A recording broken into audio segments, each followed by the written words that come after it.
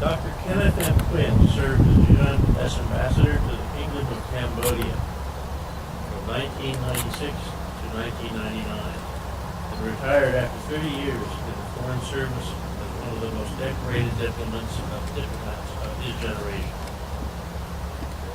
One of the U.S. government's foremost experts in Indochina, he is widely acknowledged to be the first person to report in 1974 on the genocidal policies of the Khmer Rouge. 20 years later, while serving as Deputy Assistant Secretary of State, his plan for agricultural enhancements of rural roads led to the final eradication of the Khmer Rouge. A fluent speaker in Vietnamese, Dr. Quinn acted as interpreter for President Gerald Ford at the White House and personally negotiated the first ever entry by U.S. personnel into a Vietnamese prison to search for American prisoners of war. Ambassador Quinn assumed leadership of the World Food Prize in January of 2000. Inspired by the vision of Dr. Norman Borlaug, the founder of the World Food Prize, he has endeavored to build this annual award into the Nobel Prize for Food and Agriculture. Last May, Dr. Quinn was presented with the prestigious Iowa Award by Governor Terry Branstad. The Iowa Award represents the state's highest citizen award and is presented only once every few years. Past recipients of the Iowa Award have included uncommon Iowans like Dr. Norman Borlaug, Dr. George Washington Carver, and President Herbert Hoover. Ambassador, thank you for joining us today as we honor the nation's 31st president.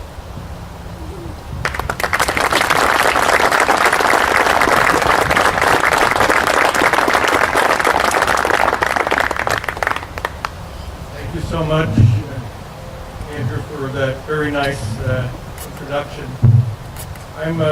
One of the things when I received the Iowa Award I thought about was that President Hoover was the very first recipient of it in 1951, and to in any way even be slightly associated with someone of his great accomplishments. You know, I called the governor's office and said, I think there's been some mistake. This probably was meant to be a letter, you know, saying I owed more taxes, but I'm not going to give it back.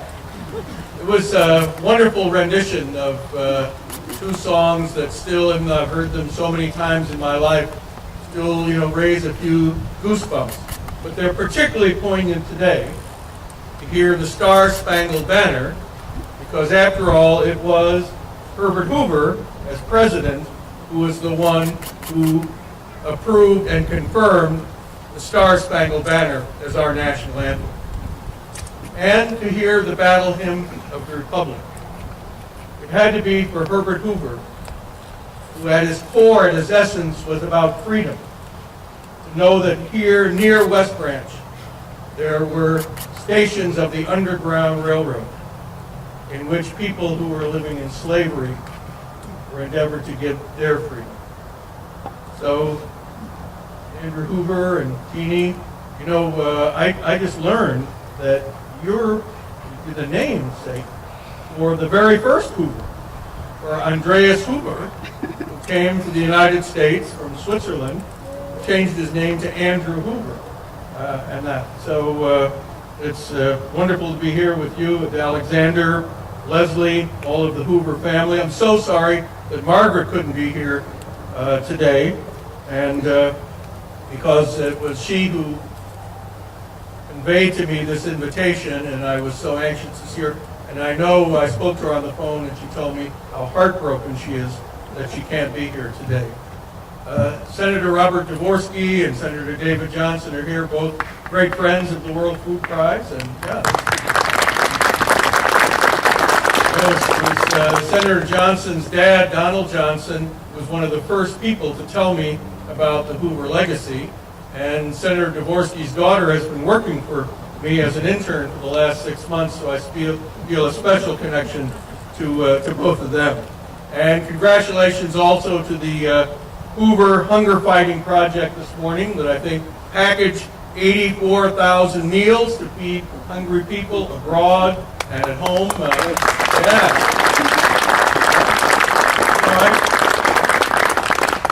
I'm sure he's happy.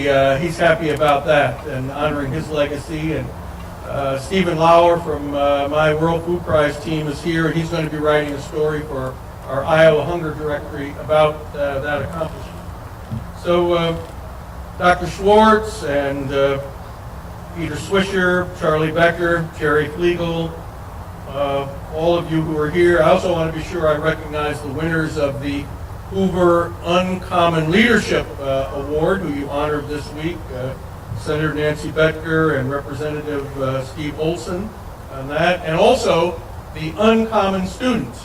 You know, when Governor Bob Ray was chairing that, I was a judge down here for that, and so I know that program, and they were indeed uncommon students. So, distinguished guests, ladies and gentlemen, that heart, which had been filled with such energy and empathy for 90 years, finally succumbed to the toxins that were assaulting his body. And so death came for the great humanitarian on a Tuesday morning in Suite 31A of the Waldorf Towers in New York City. There, his personal physician, Dr. Michael Lepore, read from a sheet of Waldorf Astoria paper to 2 wire service reporters, and in which in handwritten script it simply stated, President Hoover, October 20, 1964, 11:35 a.m. His 2 sons, Herbert Jr. and Alan Henry, had been present when their father, the 31st President of the United States, Herbert Clark Hoover, had expired. And later that day, Neil McNeil, an old friend of Hoover's, called a press conference on the 4th floor of that same hotel, at which he announced what would be the headline of Hoover's life. Quote, "A great American has ended a brilliant career of service to his fellow men. Above all, he was a humanitarian. He fed more people and saved more lives than any other man in history." End quote. Thus ended a great personal odyssey that had begun in this small Iowa town of West Branch on August 10, 1874, and which had taken Herbert Hoover to Stanford, Australia, the Boxer Rebellion in China, London, 2 world wars in Europe, the cabinet, the White House, and travel around the globe, assessing hunger and delivering succor to starving people. And at the same time, it began the historic state funeral of President Hoover, which would traverse the 2 cities that had inflicted upon him the greatest political pain of his life. New York, the location of the stock market crash of 1929, and Washington, where his embattled presidency had ended in his defeat for re-election in 1932. And that state funeral would culminate here in the Iowa countryside, as you heard General Orr describe, at this same exact hour of 3 p.m. 50 years ago on Sunday, October 25th, 1964. If in his life his legacy had been used as a divisive cudgel in partisan electoral battles, in death, Herbert Hoover provided a unifying moment for a country which, it need be recalled, was just 2 weeks away from the bitterly contested 1964 presidential election. President Lyndon Johnson and Vice President Hubert Humphrey attended the memorial service at St. Bartholomew's Church, just across from the Waldorf, as did Senator Barry Goldwater and his running mate for President, William Miller. And Richard Nixon, the former Vice President, and Senator Robert F. Kennedy were there as well. And at the U.S. Capitol in Washington, the President's remains were placed on the same catafalque that had held Abraham Lincoln's body almost 100 years earlier, and John F. Kennedy's body just 11 months previous.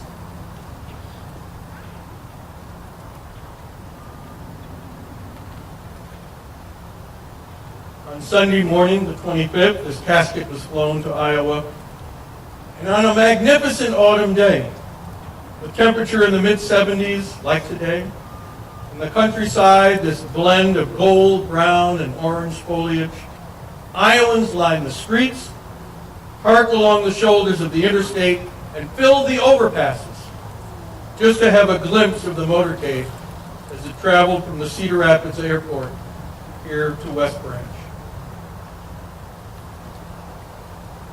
From 75 to 80,000 persons were estimated to have gathered here on these grounds and in nearby cornfields that had been hurriedly harvested and mowed down just the day before.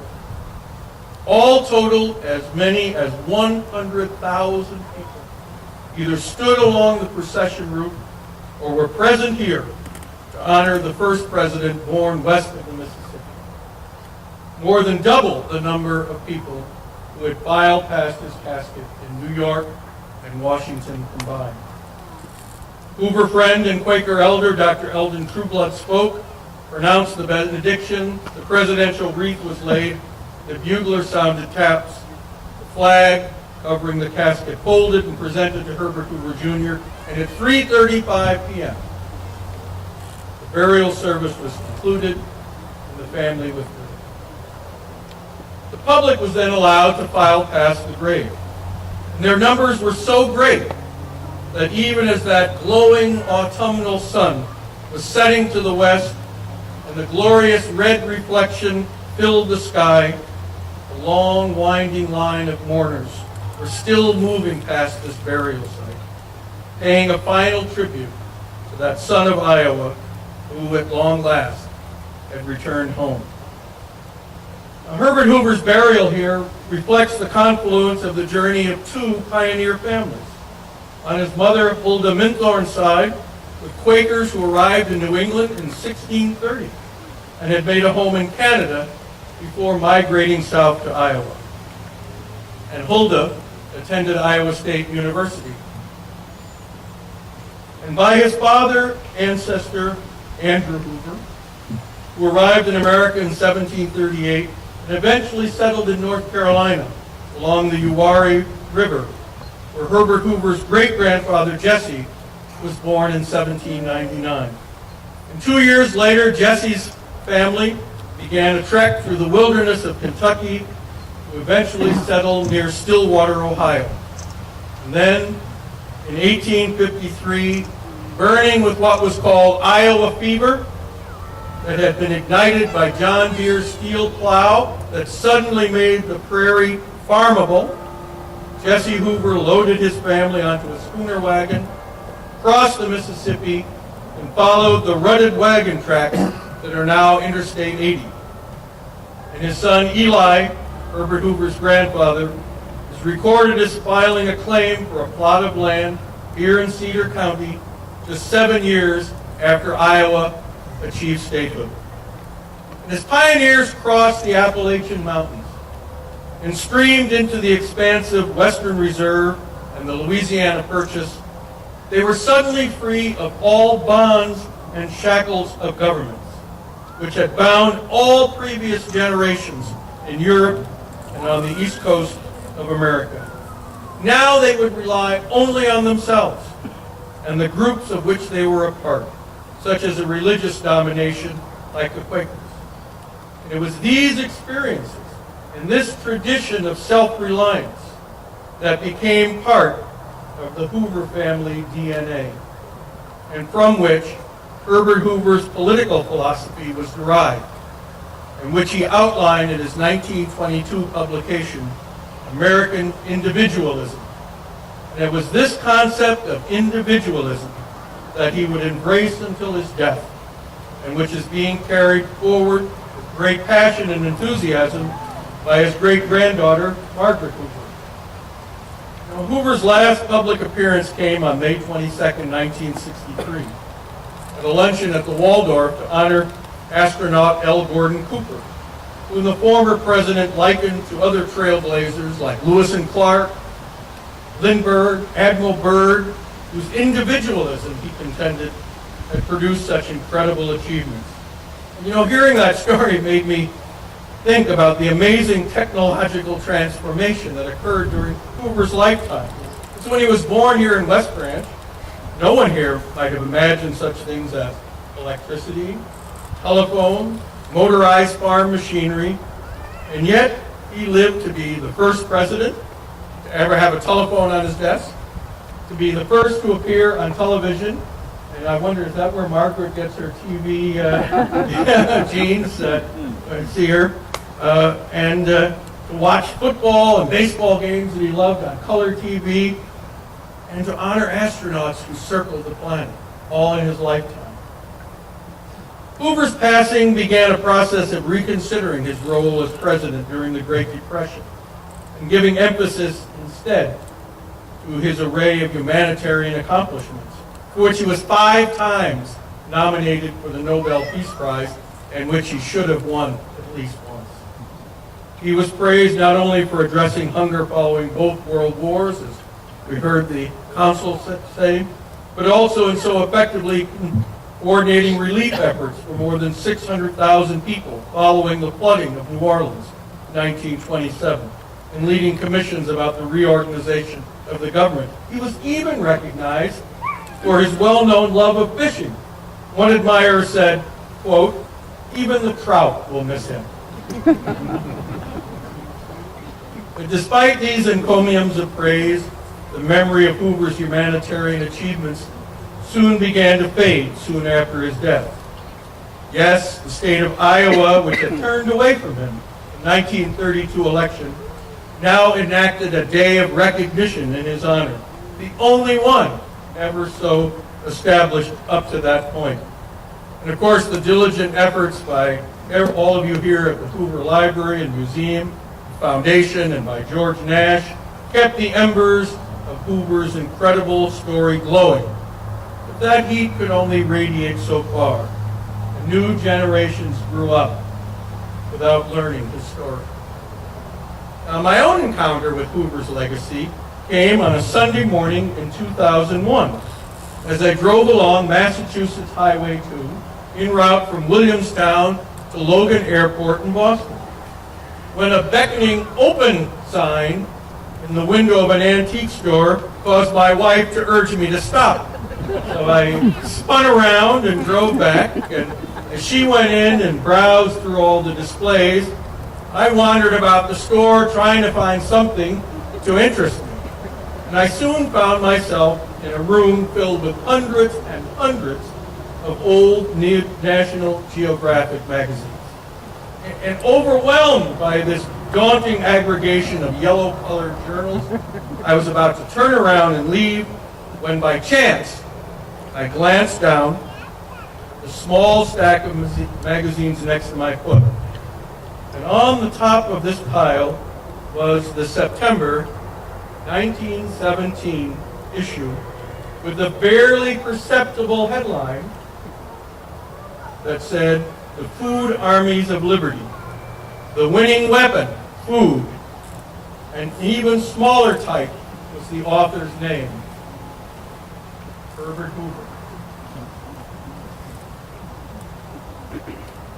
To this day, I can't tell you what caused me to look down at that stack, but curious, I bent down and picked it up and soon found myself engrossed in a story with which I was totally unfamiliar. I'd never heard any of this.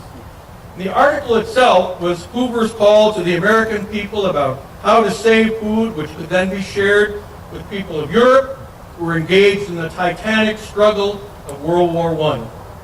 And having been appointed as U.S. Food Administrator by a Democratic President, Woodrow Wilson, Hoover was in charge of guiding and encouraging Americans to Hooverize their diets so that foodstuffs that could travel well could be shipped to starving populations across the Atlantic that could no longer feed themselves due to the destruction of agricultural production by the war.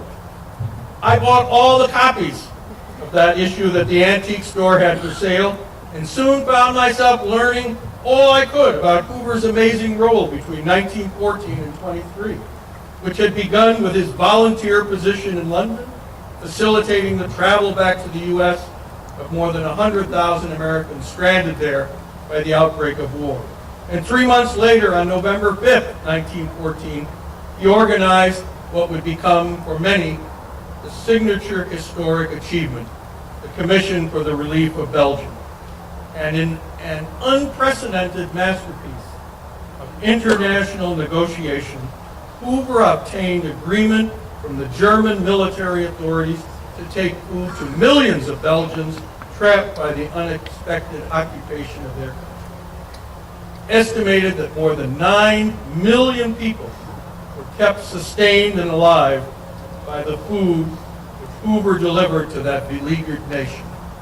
Some would say Hoover saved Belgium. As World War I drew to a close, Hoover, now back in America, was given leadership of the American Relief Administration, distributed food in 20 nations, including the Soviet Union, where in 1921, the worst famine in Europe since the Middle Ages broke out. Millions reportedly died. Hoover called it the greatest famine of all time. And although himself an ardent anti-communist, Hoover shipped food to feed more than 20 million people, including many, many Russian children who were kept alive through a Hoover lunch. And this model became the basis for the creation of UNICEF. Following World War II, working for another Democratic president, Harry Truman, Hoover embarked on a global tour that took him to 38 countries. And he reported to the president that, quote, hunger hangs over the homes of more than 800 million people, adding that the United States faced the alternative of sharing its food or watching its neighbors die. And once again, America shared its bounty with starving people everywhere, thanks to Herbert Hoover's leadership. Perhaps the most compelling words Hoover ever uttered came on a radio broadcast in which, urging American generosity, he said, quote, hunger is a silent visitor who comes like a shadow. He sits beside every anxious mother 3 times a day. He brings not alone suffering and sorrow, but fear and terror. All the values of right living melt before his invasion, and every gain of civilization crumbles. End quote. But I would argue that Hoover's most enduring contribution, one especially relevant today, was in regard to what obligation people, communities, countries have to alleviate the suffering of others far beyond their borders. Hoover wrote that, quote, for thousands of years, the question, am I my brother's people, has echoed in the conscience of mankind. The American people were the first in history to accept that obligation as a nation. Close quote. Those words resonate even more powerfully today, 50 years after his death, as we face the greatest challenge in human history, whether we can sustainably feed the 9 billion people who will be on our planet by the year 2050. I became so enamored of Hoover's legacy that in 2004, my World Food Prize Foundation created a bipartisan Hoover-Wallace dinner to bring Republicans and Democrats together around Iowa's magnificent agricultural and humanitarian heritage. And in the World Food Prize Hall of Laureates in Des Moines, and I hope you'll all come and visit, there's a great mural I commissioned by Iowa artist Gary Kelly, showing Hoover in his rightful place alongside the other great Iowa hunger fighters like Norman Borlaug, George Washington Carver, Henry A. Wallace, and Jesse Field Shambaugh. Together they comprise Iowa's pantheon of heroes, whose remarkable achievements have literally uplifted more than 1 billion people. In his book, American Epic, Hoover notes that under his direction, the United States fed hungry people in countries with populations of more than 1.4 billion people. And on Borlaug's statue in the U.S. Capitol, it is written that, quote, he is the man who saved 1 billion lives. And it's remarkable to consider that Herbert Hoover and Norman Borlaug, the two individuals credited with saving the most human beings from hunger and starvation in all human history, both had their origins in small Iowa towns only about 130 miles apart, making Iowa, in my view, the inspirational epicenter in the global struggle against hunger. Now, as the World Series is being played today, it's interesting to recall that both men also had aspirations to be baseball players. Hoover tried out for shortstop at Stanford, and Borlaug's dream was to play second base for the Chicago Cubs. And I think they might like being remembered as the greatest hunger-fighting double-play combination in history. Now, it's not a given that presidential grave sites and libraries and museums will be built near the birthplace of those chief executives. It's conceivable that Hoover might have chosen a California location near Stanford, or where his wife, Lou Henry Hoover, was buried. But there was something in his Iowa roots, something in those first 10 years of life spent here in West Branch on the west bank of the Wapasinanock Creek that was deeply planted within him. It stayed with him all his life. It's reflected in his book in 1931, A Boyhood in Iowa, where he recalled sledding down Cook's Hill, swimming under the willows by the Burlington Railroad Bridge, and the delicious cooking of his Aunt Millie. And it could be seen in the final passages of his speech that he gave here in 1962, the dedication of his library, when he said, quote, "As a boy of 10, I was taken from this village to the far west 78 years ago. My only material assets were 2 dimes in my pocket and the suit of clothes that I wore. But I carried from here something more precious. I had a certificate of the 4th or 5th grade of higher learning.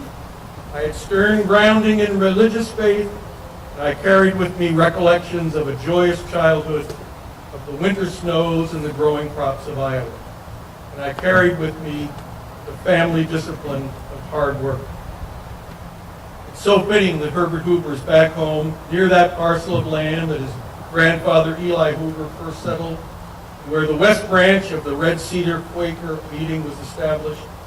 For it's here in Iowa that Herbert Hoover, a man of common origins, will always be one of this state's greatest heroes. And ironically, it's here, so far from all of those places where Hoover spent his life, to which he delivered so much sustenance to hungry people, that his uncommon achievements can be seen more clearly. As the, quote, greatest humanitarian in the history of the United States of America, 50 years from now, or even at the beginning of the 22nd century, Herbert Hoover will still be a beacon of humanitarianism, beckoning future generations of Americans to follow his example and to continue his proud legacy of alleviating hunger wherever it exists in the world. Thank you.